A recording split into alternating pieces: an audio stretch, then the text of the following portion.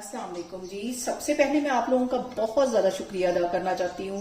जिस तरह कमेंट्स में आप मेरी हौसला अफजाई करते हैं और मेरी रेसिपीज को पसंद करते हैं। आज मैं बनाने लगी हूँ फ्रूट कस्टर्ड, बहुत इजी और बहुत टेस्टी, शादियों वाला।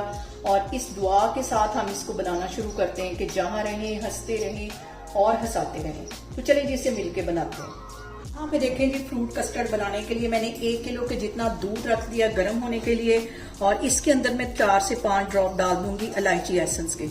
ये डालने के बाद इसको हल्की आग पे मैं पकने दूंगी और इसके साथ ही आधा कप से थोड़ी सी ज्यादा ये चीनी चली जाएगी। इसको एक मैं साइड पे रखती हूँ पकने के लिए, फिर मैं आपको आगे दिखाती हूँ। यहाँ पे मैंने ले लिया वनीला कस्टर्ड और इसके 2 टेबलस्पून भर के मैं दूध के अंदर डाल दूंगी। ये ठंडा दूध है, गर्म दूध के अंदर हम इसको हल नहीं करेंगे। ये डालने के बाद इसको कर लेती हूँ मैं अच्छी तरह मिक्स।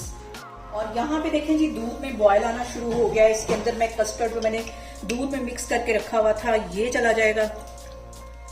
और फ्लेम मैंने यहाँ पे लो रखी हुई। इसके साथ ही आधा कप के जितना ये मैं खोया डाल दूंगी। इससे जो हमारा कस्टर्ड है इसमें बहुत अच्छी रिचनेस आ जाती है। और जो हम शादियों में कस्टर्ड खाते हैं वो भी इसमें लाजमी डालते हैं, ताकि हमारा जो कस्टर्ड है वो क्रीमी क्रीमी बने। और इसको मैं हल्की आग पे पका रही हूँ तकरीबन 10 मिनट के लिए, फिर मैं आपको 10 मिनट के बाद दिखाती हूँ। और यहाँ पे देखें जी, कस्टर्ड को पकते हुए 10 मिनट हो गए हैं और कस्टर्ड हमारा अच्छी तरह गाढ़ा हो गया। चूल्हा यहाँ पे मैं बंद करती हूँ, इसके ठंडे होने का मैं वेट करती हूँ।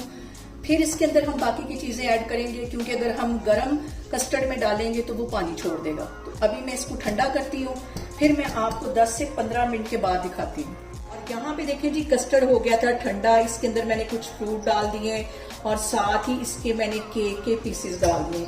मजीद इसके अंदर थोड़े से मैं डाल दूंगी। और ये काम हमने कस्टर्ड ठंडे होने के बाद करना है। और यहाँ पे मैंने 1 डब्बा ले लिया है फ्रूट कॉकटेल का। और इसका ये जो सिरप है ये साइड पे सर्व करके ये सारे जो फ्रूट है इसके अंदर मैं डाल दूंगी। ये इसके अंदर चले जाएंगे। यहाँ पे देखें जी, मैंने ओरियो बिस्किट्स के साथ इनको डेकोरेट कर लिया है और हमारा फ्रूट कस्टर्ड बनके तैयार हो गया है। इसे मैं रखूंगी फ्रिज के अंदर और बहुत ही टेस्टी हमारा कस्टर्ड बनके तैयार हुआ। आप लोग भी इसको लाजमी ट्राई करें और मुझे कमेंट्स में बताएं कि आपको मेरी रेसिपीज कैसी लगती हैं। और मेरी वीडियोस को ज्यादा से ज्यादा शेयर करें और मुझे सब्सक्राइब करें और अपना बहुत सारा ख्याल रखें। इंशाल्लाह ताला मैं एक और वीडियो में आपके सामने आऊंगी। अल्लाह हाफिज।